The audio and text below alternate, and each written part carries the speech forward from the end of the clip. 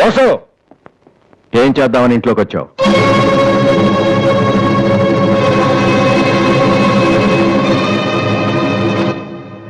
ఏంటిది?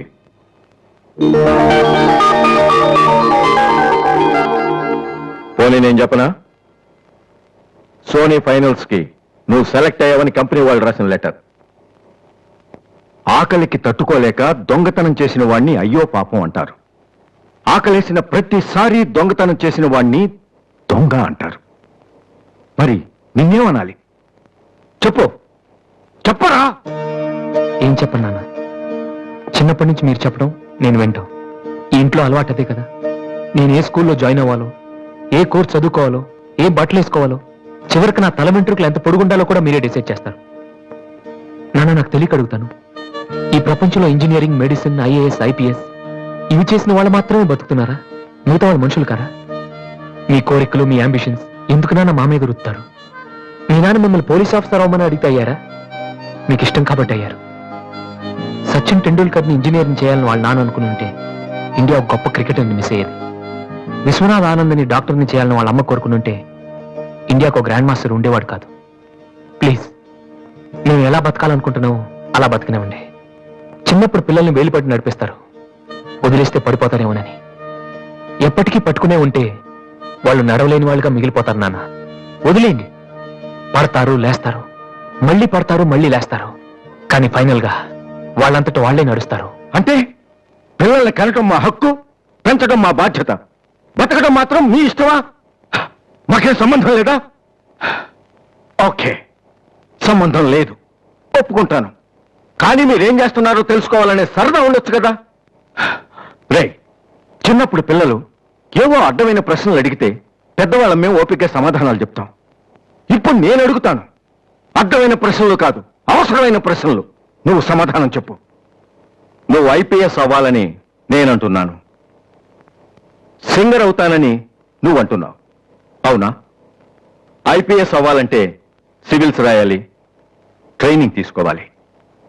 మరి నువ్వు అనుకుంటున్న అంబిషన్కి ఏం చేయాలి చెప్పు. సోనీ మ్యూజిక్ కాంపిటీషన్ కి అటెండ్ అవ్వాలి. తర్వాత ఫైనల్స్ సెలెక్ట్ అయితే సోనీ కాంట్రాక్ట్ లో తీసుకుంటుంది. ఫైనల్స్ లో ఫెయిల్ అయితే సరే, సెలెక్ట్ అయ్యావు అనుకుందాం. తర్వాత కంపెనీ వాళ్ళు మాతో ఓ ఆల్బమ్ రిలీజ్ చేస్తారు. ఆ ఆల్బమ్ సక్సెస్ అవ్వకపోతే నువ్వు చెప్తుందంటూ నీకే నమ్మకం లేదు. ఇదైతే అది, అదైతే ఇంకోటి. ఏది అవ్వకపోతే?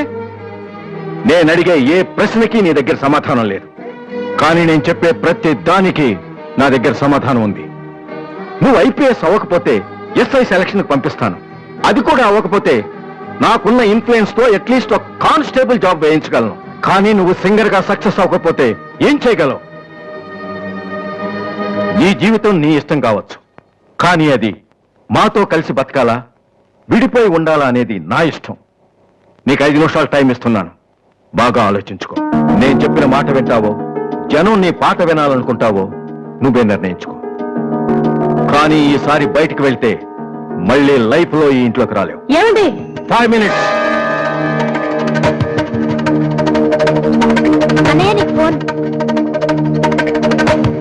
హలో వాసు, నేను బిల్ గేట్స్. సోనీ రిజల్ట్ ఏమైనా తెలిసిందా? Hello hello. సోనీ ఫైనల్స్ కి సెలెక్ట్ అయ్యాం. ఈవినింగ్ ప్రాక్టీస్ స్టార్ట్ చేద్దాం. వేరే ప్రోగ్రామ్ ఏం పెట్టుకోవద్దు. మ్యూజిక్ అంటే ఏది ఇంపార్టెంట్ కాదు.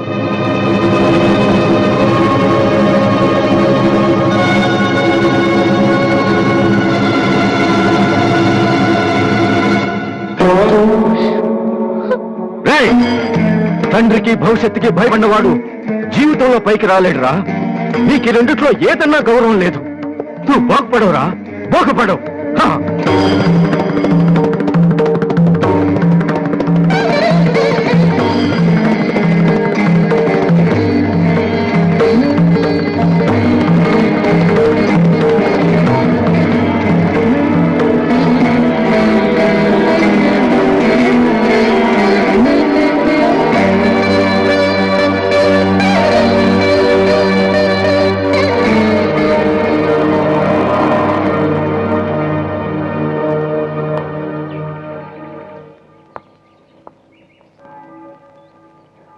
వాసు.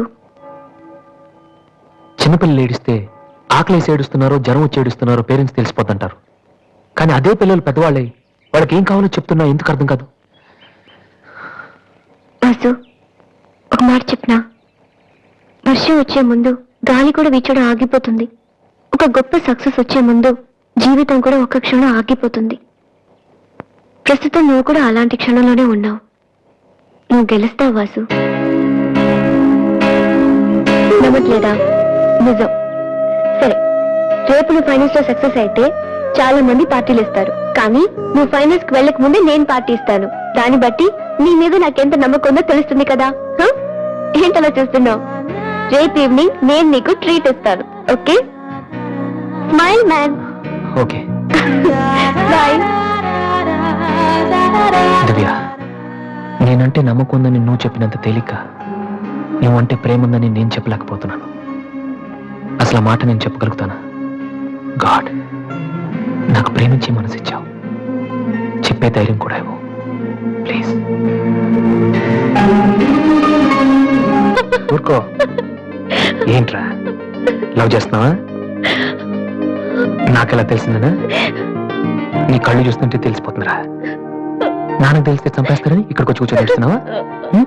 ఏ